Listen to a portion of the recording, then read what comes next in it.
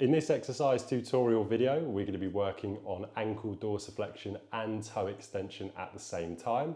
So what I want you to do is I want you to find something that you can have the foot hanging off of.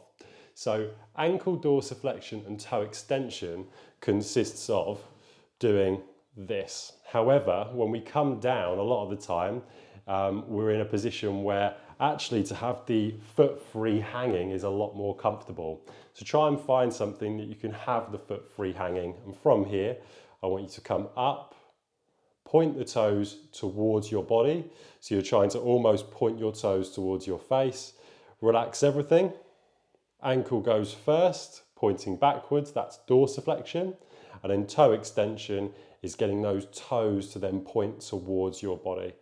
Now you would repeat this for your desired amount of sets and repetitions before then doing exactly the same thing on the other side. So the first part, bringing the ankle in a position where it's pointing towards the body is ankle dorsiflexion. When you then extend the toes and point them towards your face, that is the ankle dorsiflexion plus toe extension. Extending the toes is pointing up, ankle dorsiflexion is pointing up as well.